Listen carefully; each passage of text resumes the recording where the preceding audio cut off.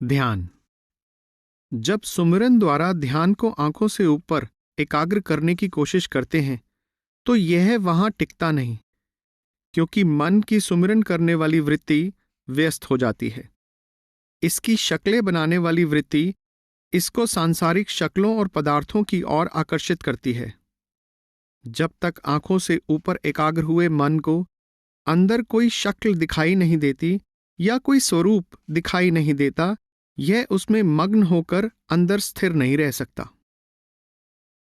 सूरत को आंखों से ऊपर एकाग्र करके जिस परमेश्वर के नाम का सुमिरन करते हैं उसकी शक्ल दिखाई नहीं देती, जिस कारण सूरत की अंदर देखने वाली शक्ति बेकार रहती है, जो इसको बार बार नीचे और बाहर की ओर आकर्षित करती है।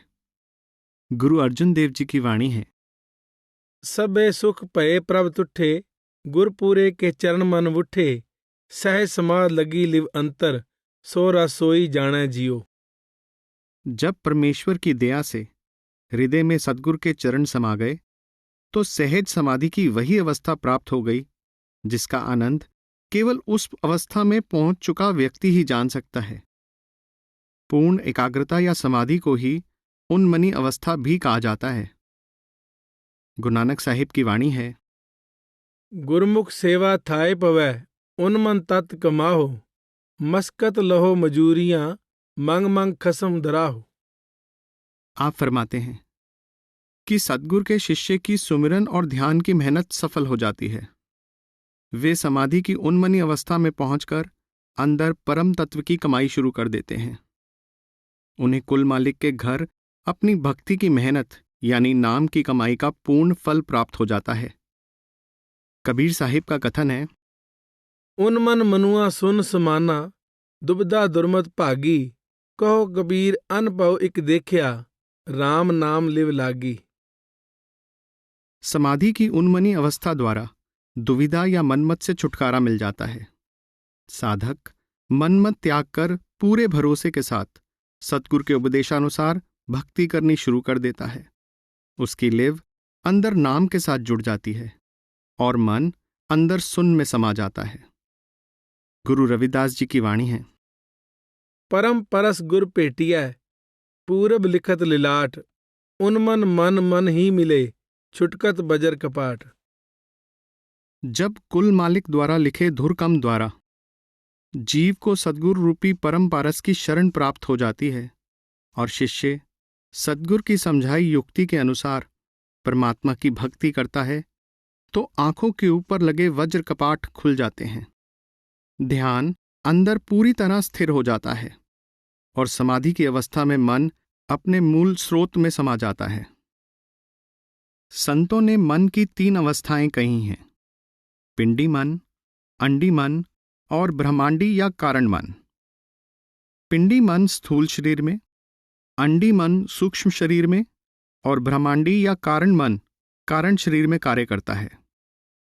समाधि की अवस्था द्वारा ऊपर चढ़ाई करते हुए पिंडी मन अंडी मन में और अंडी मन ब्रह्मांडी मन में समा जाता है और मन के पंजे से आजाद हुई आत्मा ऊपर की ओर उड़ान भरती है। गुरु नानक साहिब ने जपजी की 8वीं से 11वीं तक सुनिए की 4 पौड़ियों में ध्यान को आंखों से ऊपर 10वें द्वार में स्थिर करके सूरत द्वारा नाम की ध्वनि सुनने की महिमा की है।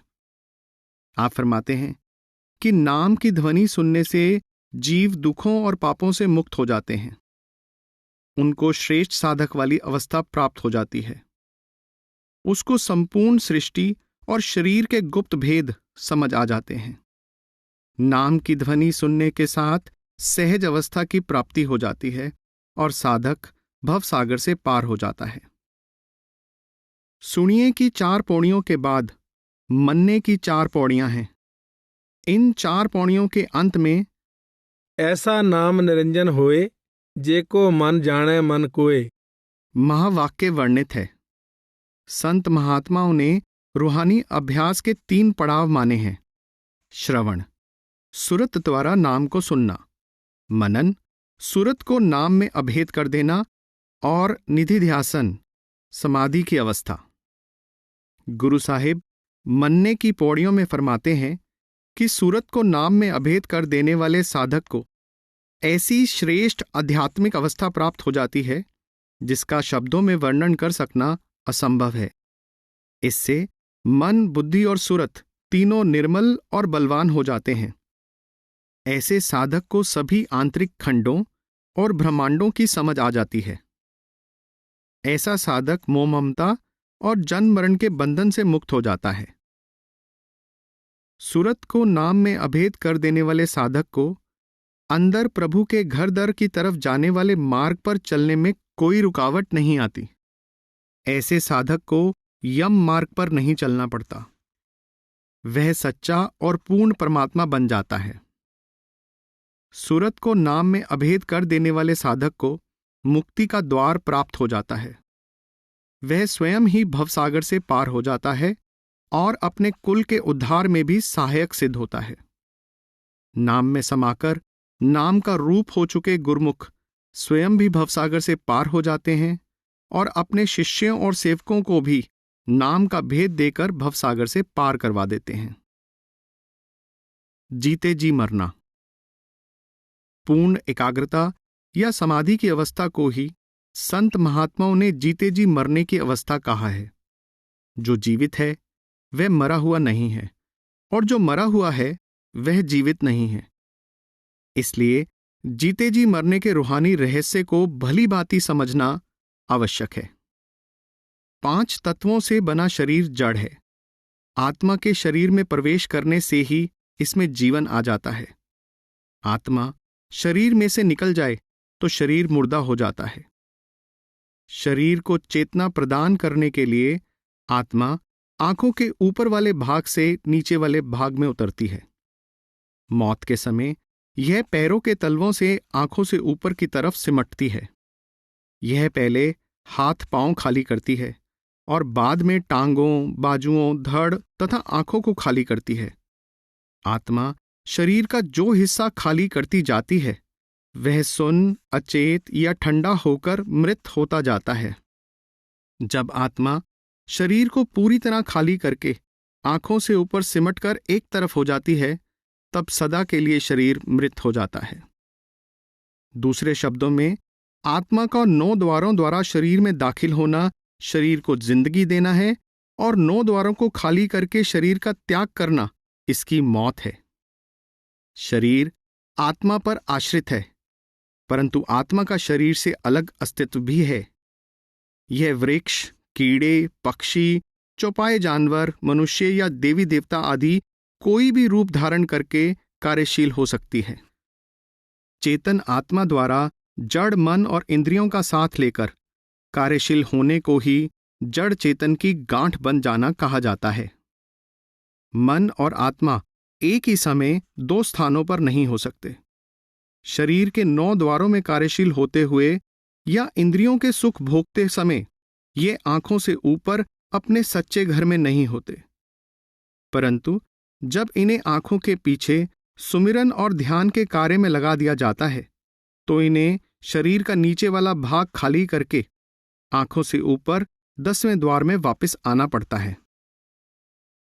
इस अभ्यास में प्राकृतिक मृत्यु की तरह सूरत द्वारा शरीर को खाली करने से पहले हाथ पांव सुन्न होते हैं, फिर टांगें और बाजू सुन्न होते हैं, फिर धड़ और बाद में सूरत आंखों के ऊपर 10वीं गली में पहुंच जाती है। प्राकृतिक मृत्यु के समय जब आत्मा एक बार शरीर को खाली करके अलग हो जाती है तो दोबारा उस शरीर में दाखिल नहीं हो सकती, जबकि सुमिरन और ध्यान के रूहानी अभ्यास द्वारा शरीर के आंखों से नीचे के भाग को सुन छोड़कर आंतरिक 10वीं गली में जागृत हो जाती है। जब तक यह 10वें द्वार में एकाग्र और स्थिर रहती है, शरीर का आंखों से नीचे का भाग निर्जीव होता है, परंतु आत्मा आंखों से ऊपर चेतन होती है। जब अभ्यासी सुमिरन और ध्यान का अभ्यास बंद कर देता है तो सूरत फिर से 9 द्वारों में उतर आती है और शरीर पुनः सचेत या जीवित हो जाता है। इस अभ्यास में जीवन और मृत्यु की प्रक्रिया एक समान चलती है और साधक अभ्यास द्वारा प्राकृतिक मृत्यु जैसी अवस्था का अनुभव प्राप्त कर लेता है। इसलिए इसे जीते जी मरना कहा जाता है। जीते जी मरकर ही जीवात्मा नाम यानी शब्द से मिलाप करके, आंतरिक चढ़ाई करती हुई परमात्मा से मिलाप करके जन्म मृत्यु के चक्कर से मुक्त हो सकती है। इसलिए संत महात्माओं ने जीते जी मरने के अभ्यास की भरपूर महिमा की है। गुरु अंगद साहिब की वाणी है, ਅੱਖੀਂ ਬਾਝੋਂ ਵੇਖਣਾ ਵਿਣ ਕੰਨਾਂ ਸੁਣਨਾ, ਪੈਰਾਂ ਬਾਝੋਂ ਚੱਲਣਾ ਵਿਣ ਹੱਥਾਂ ਕਰਨਾ, ਜੀਭੈ ਬਾਝੋਂ ਬੋਲਣਾ ਇਉਂ ਜੀਵਤ ਮਰਨਾ, ਨਾਨਕ ਹੁਕਮ ਪਛਾਣ ਕੈ ਤਉ ਖਸਮੈ ਮਿਲਣਾ। गुरु साहिब समझा रहे हैं कि जीते जी मरने की अवस्था में साधक को बाहर की आंखों के बिना आत्मा की देखने की शक्ति द्वारा अंदर शब्द का प्रकाश दिखाई देने लगता है। बाहरी कानों के बिना शब्द यानी नाम की ध्वनि सुनाई देने लगती है। बाहरी पांवों के बिना अंदर ऊपर की तरफ चढ़ाई शुरू हो जाती है। जीव बाहरी हाथों के बिना अपने भीतर प्रत्येक कार्य कर सकता है और जिह्वा के बिना बोल सकता है। इस अवस्था द्वारा यह परमात्मा के हुक्म यानी नाम की पहचान द्वारा परमात्मा से मिलाप के योग्य बन जाता है। मरणै ते जगत डरै जीवया लोड़ै सब कोय, गुर प्रसादी जीवत मरै हुक्मै बूझै सोए, नानक ऐसी मरनी जो मरै तां सद जीवन होए। गुरु अमरदास जी समझाते हैं कि प्राकृतिक मृत्यु के समय जीवात्मा को अत्यधिक पीड़ा सहन करनी पड़ती है। इसलिए संसार के सभी लोग मरने से डरते हैं और सदा जीवित रहना चाहते हैं। जो भाग्यशाली जीव सद्गुरु की समझाई युक्ति के अनुसार सुमिरन और ध्यान के अभ्यास द्वारा जीते जी मर जाते हैं, उनकी लिव अंदर नाम के साथ जुड़ जाती है और वे अमर जीवन के अधिकारी बन जाते हैं। कबीर साहिब ने इसी भाव को इस तरह से प्रकट किया है, जेह मरनै सब जगत तरास्या, सो मरना गुर शब्द प्रगास्या, अब कैसे मरूं मरन मन मानया, मर मर जाते जिन राम न जानिया, मरनो मरन कहे सब कोई, सहजे मरह अमर होए सोई, कहो कबीर मन पया आनंदा, गया परम रहया परमानंदा। आप फरमाते हैं कि संसार के लोग मौत से थर थर कांपते हैं, जबकि सद्गुरु की कृपा से मैं जीते जी मरने की अवस्था द्वारा सूरत को शब्द से जोड़ चुका हूं। मेरे मन को जीते जी मरने की अवस्था द्वारा सच्चे सुख की प्राप्ति होती है। आप कहते हैं कि जो भाग्यशाली जीव जीते जी मरने का अभ्यास कर लेता है, उसके भ्रम दूर हो जाते हैं और वह परमात्मा से मिलाप करके अमर जीवन का अधिकारी बन जाता है। कबीर मरता मरता जग मुआ, मर भी न जानिया कोय, ऐसे मरने जो मरै बहुर न मरना होए। कबीर साहिब संकेत करते हैं, दुनिया के अज्ञानी जीव बार बार पैदा होते हैं और बार बार मरते हैं। यदि वे जीते जी मरने की युक्ति सीख लें तो जन्म मरण के चक्कर से सदा के लिए मुक्त हो जाएं। आप कहते हैं, जीवत मरो मरो फुन जीवो, पुनरप जन्म न होई। आप प्रेरणा देते हैं कि मेरे प्यारे, तुम जीते जी मरने का अभ्यास इस तरह पक्का कर लो कि जब चाहो संसार की तरफ से मृत होकर अंदर जीवित तथा जब चाहो सूरत को वापस 9 द्वारों में उतारकर संसार की तरफ जीवित हो जाओ। इस अभ्यास द्वारा साधक अनेक बार जन्म मरण का अनुभव कर सकता है। ऐसा साधक जन्म मरण के चक्कर से सदा के लिए मुक्त हो जाता है। गुरु नानक साहिब का कथन है, मोया जित कर जाइए तित जीवन दिया मर मार, अनहद शब्द सुहावने पाइए गुर विचार। गुरु साहिब प्रेरणा दे रहे हैं कि मौत के बाद तुम जिस धुरधाम पहुंचना चाहते हो, सद्गुरु की समझाई युक्ति के अनुसार लिव को अनहद शब्द से जोड़कर जीते जी मरकर ही वहां पहुंच जाओ। गुरु अमरदास जी की वाणी है, गुर कै शब्द जीवत मरै, हर नाम वसै मन आए। अर्थात सद्गुरु की समझाई युक्ति के अनुसार जीते जी मरने की अवस्था द्वारा लिव शब्द या नाम के साथ जुड़ जाती है। आप फरमाते हैं, मर मर जीवै तां किछ पाए, नानक नाम वखाणे। मेरे प्यारे, तुम जो भी पारमार्थिक लाभ प्राप्त कर सकते हो केवल जीते जी मरने की अवस्था द्वारा कर सकते हो। आप कहते हैं, गुर प्रसाद जीवत मरै तां फिर मरण न होए। जो साधक सद्गुरु की समझाई युक्ति के अनुसार सुमिरन और ध्यान के अभ्यास द्वारा जीते जी मरने की अवस्था प्राप्त कर लेता है, वह जन्म मरण के चक्कर से सदा के लिए मुक्त हो जाता है। गुरु अर्जुन देव जी का कथन है, जीवत मरिय भवजल तरिय जे थीवै कर्म लिखियासा। कुल मालिक द्वारा धुर दरगाह से लिखे दया के लेख द्वारा ही जीव जीते जी मरने की अवस्था द्वारा संसार रूपी भवसागर से पार जा सकता है। पूर्ण एकाग्रता, उन्मनी अवस्था, ताड़ी, समाधि या जीते जी मरना सभी एक ही अवस्था के अलग अलग नाम हैं। संत महात्मा अनेक ढंग अपनाकर यह भाव दृढ़ करवाते हैं कि सद्गुरु की समझाई युक्ति के अनुसार नाम का सुमिरन और ध्यान के अभ्यास द्वारा सूरत को 9 द्वारों से पलटकर अंदर आंखों से ऊपर स्थिर करके शब्द यानी नाम के साथ जोड़ना ही संपूर्ण रूहानी प्राप्ति का आधार है। आंतरिक चढ़ाई। इससे पहले विचार कर आए हैं कि जब तक ध्यान आंखों से नीचे फैला रहता है, आत्मा के अंदर की ध्वनि सुनने और शब्द के प्रकाश को देखने की शक्ति सोई रहती है।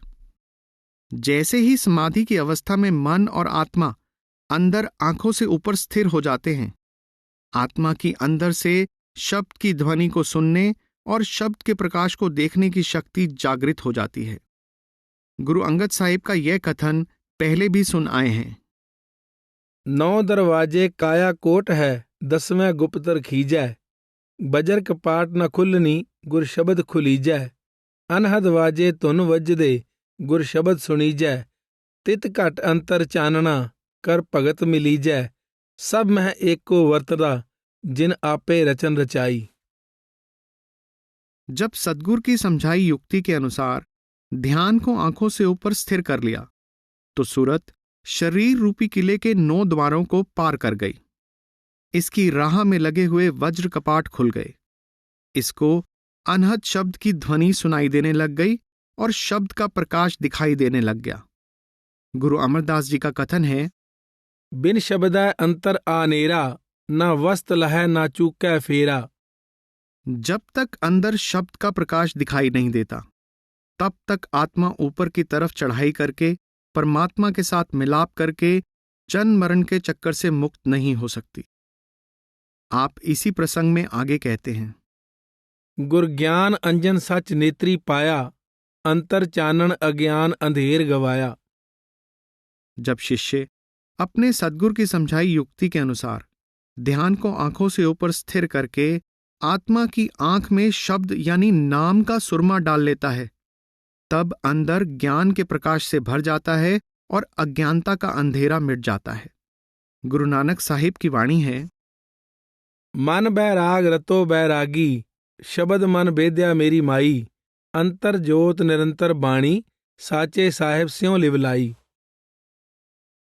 अर्थात जब मन शरीर के 9 द्वारों से उपराम होकर भीतर आंखों के ऊपर स्थिर हो गया, तब भीतर शब्द यानी नाम की ज्योति जलती हुई दिखाई देने लग गई और उसमें से निरंतर निकल रही शब्द यानी वाणी की ध्वनि सुनाई देने लगी और परमात्मा के साथ लिव जुड़ गई। शब्द यानी नाम को चाहे ध्वनि से युक्त प्रकाश कह लो, चाहे प्रकाश युक्त ध्वनि, एक ही बात है। यह ध्वनि, यह प्रकाश परमात्मा में से आ रहा है। ज्यों ही आत्मा अंदर ध्वनि और प्रकाश से जुड़ती है, स्वाभाविक ही आत्मा की अंदर ऊपर की तरफ चढ़ाई आरंभ हो जाती है। परमात्मा के निजधाम सतलोक तक पहुंचने के लिए आत्मा को लंबी यात्रा करनी पड़ती है। कुछ संतों ने आंतरिक रूहानी जगत को ब्रह्म और पारब्रह्म 2 भागों में बांटा है। ब्रह्म से भाव दूसरे रूहानी मंडल त्रिकुटी तक की मायामी रचना है और पारब्रह्म से भाव तीसरे रूहानी मंडल 10वें द्वार से लेकर सतलोक तक का निरोल रूहानी जगत है। कुछ संतों ने अंदर के 14 भुवनों या 14 मंडलों का संकेत किया है। गुरु अमरदास जी का कथन है, 14 भवन तेरे अटनाले, सतगुर दिखाए अंतर नाले। गुरु नानक साहिब का कथन है, चतुर्दश हाट दीवे दोए साखी। गुरु अमरदास जी फरमाते हैं, अंतर महल अनेक हैं, जियो करे वसेरा। धूर्धाम पहुंचने से पहले आत्मा को अनेक मंडलों में से होकर निकलना पड़ता है।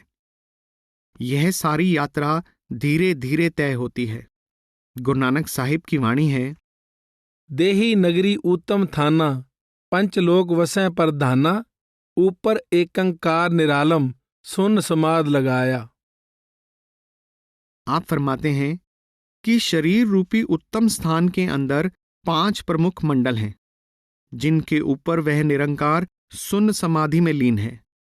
उदाहरण के तौर पर कह सकते हैं, जैसे अमृतसर से दिल्ली जाना हो तो रास्ते में छोटे छोटे अनेक स्टेशन आते हैं, परंतु अमृतसर, जालंधर, लुधियाना, अंबाला और दिल्ली 5 मुख्य स्टेशन हैं। गुरु रामदास जी की वाणी है, तिन करता एक खेल रचाया, काया शरीरै विच सब किछ पाया। शब्द भेद कोई महल पाए, महले महल बुलावणिया।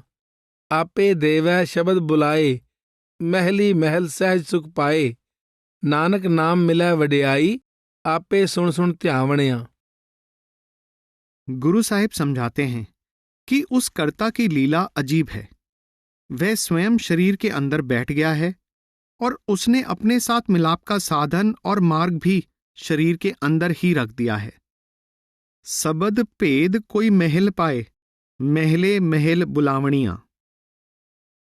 आंतरिक एक महल यानी मंडल से दूसरे महल यानी मंडल में पहुंचने का साधन परमेश्वर का शब्द है। शब्द एक महल को दूसरे के साथ जोड़ने वाली सीढ़ी है। आपे देवे सबद बुलाए, महली महल सहज सुख पाए। नानक नाम मिले वडियाई, आपे सुन सुन ध्यावणियां। जिस मंडल यानी महल में आत्मा होती है, यह उससे ऊपर वाले मंडल में से आ रहे शब्द को पकड़कर उस महल यानी मंडल में पहुंच जाती है। वह परमेश्वर शब्द का रूप धारण करके आत्मा को अपनी ओर आकर्षित करता है और आत्मा प्रत्येक मंडल के शब्द का आनंद अनुभव करती हुई ऊपर की ओर चढ़ाई करती जाती है। परमात्मा के साथ मिलाप का सौभाग्य सूरत को शब्द में लीन कर लेने से प्राप्त होता है। गुरु नानक साहिब ने जपजी में धर्म खंड के बाद ज्ञान खंड, सरम खंड, कर्म खंड और सच खंड का वर्णन किया है। आप ज्ञान खंड के बारे में कहते हैं, ज्ञान खंड मह ज्ञान प्रचंड, तिथै नाद विनोद कोड आनंद। ज्ञान खंड में ज्ञान का प्रचंड प्रकाश है और शब्द यानी नाद की आनंदमय ध्वनि है। आप सरम खंड के बारे में कहते हैं, सरम खंड की बाणी रूप, तिथै घाड़त घड़ियै बहुत अनूप। सरम खंड के शब्द या वाणी के प्रकाश की सुंदरता का वर्णन कर पाना असंभव है। शब्द की वह ध्वनि जीवात्मा का कायाकल्प कर देती है। तिथै घड़ियै सुरत मत मन बुद्ध, तिथै घड़ियै सूरा सिद्धां की सुध। वहां शब्द यानी नाम रूपी वाणी को सुनकर जीवात्मा में दिव्य गुण भर जाते हैं और यह ऊपर के मंडल में उड़ान भरने के योग्य बन जाती है। कर्म खंड की बाणी जोर, तिथै होर न कोई होर। तिथै जोध महाबलसूर, तिन मह राम रहया भरपूर। तिथै सीतो सीता महिमा माहे, ताके रूप न कथने जाहे। आप फरमाते हैं कि कर्म खंड में शब्द यानी वाणी की धारा बहुत प्रबल है। उस धारा के आगे खड़े हो पाना सहज कार्य नहीं है। सिर्फ वह निर्मल और बलवान आत्मा ही इस शब्द यानी वाणी के वेग को सहन कर सकती है, जिसके अंदर से हर प्रकार की मलिनता उतर चुकी है और जिसके रोम रोम में शब्द, नाम या परमात्मा समा चुका है। वहां भक्तों की आत्माएं परमेश्वर की महिमा में मग्न हैं। उनका रूप कहने सुनने से ऊपर है। नाम यानी शब्द का रूप हो चुकी इन आत्माओं की सुंदरता का वर्णन करना असंभव है। कर्मखंड को पार करके आत्मा दयालु प्रभु के निज धाम सचखंड पहुंच जाती है। सचखंड वसै निरंकार, कर कर वेखै नदर निहाल। गुरु साहिब जपजी की अंतिम पौड़ी में अपनी सारी विचारधारा का विस्तार पूर्वक वर्णन करते हुए फरमाते हैं, जत पाहारा धीरज सुनियार, अहरण मत वेद हथियार। भौ खला अगन तप ताओ, पांडा पाओ अमृत तित ढाल। घड़िया शब्द सच्ची टकसाल, जिनको नदर करम तिनकार। नानक नदरी नदर निहाल। गुरु साहिब सुनार की गहने गढ़ने की विधि के उदाहरण द्वारा समझाते हैं। यति यानी इंद्रियों के संयम की दुकान होनी चाहिए। धीरज और दृढ़ता का सुनार होना चाहिए। निश्चल मति या बुद्धि की आहरण होनी चाहिए। ज्ञान यानी वेद का हथौड़ा होना चाहिए। भय की खाल या धोखनी, तप की अग्नि, प्रेम या लगन की कुठाली होनी चाहिए और उसको नाम रूपी अमृत में गलाना चाहिए। शब्द आत्मा को गढ़ने वाली सच्ची टकसाल है तथा इस गढ़त का सारा कार्य परमात्मा की दया मेहर से होता है। कड़िए सबद सच्ची टकसाल। आत्मा रूपी गहना केवल शब्द की टकसाल द्वारा ही गढ़ा जा सकता है तथा इसके पश्चात ही यह परमेश्वर के गले का श्रृंगार बन सकता है। आत्मा का परमात्मा से जब भी मिलाप होता है उसकी दया मेहर से ही होता है, परंतु आत्मा केवल शब्द यानी नाम द्वारा ही पूरी तरह निर्मल होकर परमात्मा से मिलाप कर सकती है। मन और शब्द यानी नाम। उपरोक्त चर्चा की पृष्ठभूमि में निर्मल परमार्थ के कुछ अन्य पहलुओं के बारे में विचार करना लाभदायक होगा। गुरु साहिब ने जपजी में योगियों को समझाया है कि जब तक शब्द यानी नाम द्वारा मन वश में नहीं आता, परमात्मा से मिलाप के योग में सफलता प्राप्त नहीं हो सकती। मन जीतै जग जीत। वर्तमान अवस्था में जीव के रास्ते की सबसे बड़ी रुकावट उसका मन है। मन लज्जत का आशिक है। यह इंद्रियों के भोगों तथा विषय विकारों का मतवाला है। जब तक इसको इंद्रियों के भोगों से ऊंची लज्जत नहीं मिलती, तब तक यह इंद्रियों के भोगों से मुंह नहीं मोड़ता। जब तप, पूजा पाठ, पुण्यदान, तीर्थ व्रत, प्राणायाम आदि सभी तरह के हठ कर्मों का उद्देश्य मन को वश में करना है, परंतु इन साधनों द्वारा इसको वह रस नहीं मिलता जो इसको इंद्रियों के भोगों की ओर से उपराम कर सकता हो। गुरु नानक साहिब की वाणी है, सप पिड़ाई पाईऐ बिक अंतर मन रोस। गुरमुख गारड़ जे सुने, मन्ने नाव संतोष। गुरु साहिब समझाते हैं कि भक्ति के बहिर्मुखी साधनों, हठ मार्ग, त्याग मार्ग आदि द्वारा मन को वश में करना उसी तरह है जिस तरह सांप को घेर कर पिटारी में बंद कर दिया जाए। जब तक सांप पिटारी में बंद रहता है, हम उसके डंक से बचे रहते हैं, पर ना ही इसके अंदर से विष जाता है तथा ना ही यह डसने की आदत छोड़ता है। जैसे ही इसको अवसर मिलता है, यह डंक अवश्य मारता है। इसी तरह बहिर्मुखी साधनों द्वारा मन कुछ समय के लिए वश में आ सकता है, परंतु इसका स्वभाव नहीं बदल सकता। यदि सांप को नियंत्रण करने वाले मांत्रिक की सहायता से उसकी विष की थैली निकाल ली जाए, तो जब चाहे उसे गले में डालकर घूमते रहें, वह फिर कभी डंक नहीं मार सकता। इसी तरह यदि गुरुमुखों के उपदेशानुसार मन को अंदर शब्द या नाम से जोड़ दिया जाए, तो यह वश में आ जाता है तथा हमेशा के लिए इंद्रियों के भोगों की ओर से उपराम हो जाता है। संत महात्मा समझाते हैं कि मन को इंद्रियों के भोगों की ओर से मोड़ने का एक ही साधन शब्द या नाम है। गुरु रामदास जी की वाणी है, रामा राम रामो सुन मन पीजै। हर हर नाम अमृत रस मीठा, गुरमत सहजे पीजै। आप समझाते हैं कि हरि का नाम मीठे से मीठा रस भरा अमृत है। हरि का नाम सुनकर मन प्रसन्न होकर इसमें लीन हो जाता है तथा अपने आप इंद्रियों के भोगों की ओर से मुंह मोड़ लेता है। गुरु नानक साहिब का शब्द है, राम नाम मन बेदया अवर के करी विचार, शब्द सुरत सुख उपजै प्रभ रातो सुख सार। गुरु साहिब इस शब्द में विस्तार से समझाते हैं कि चाहे शरीर के टुकड़े टुकड़े करके अग्नि में जला दो, चाहे तन एवं मन को लकड़ियों के समान हवन की अग्नि में जला दो, चाहे शरीर को आरे से चिरवा लो, चाहे इसको हिमालय की बर्फ में गला दो, तब भी यह मन वश में नहीं आएगा। आप कहते हैं कि चाहे सोने के किले दान में दे दो, बेशुमार भूमि तथा गऊओं का दान कर दो, तथा चाहे हठ कर्मों या बुद्धि द्वारा मन को वश करने के लाख यत्न कर लो, ना तो मन वश में आएगा और ना ही होमे के रोग से छुटकारा मिलेगा। राम नाम मन भेदिया अवर की करी विचार।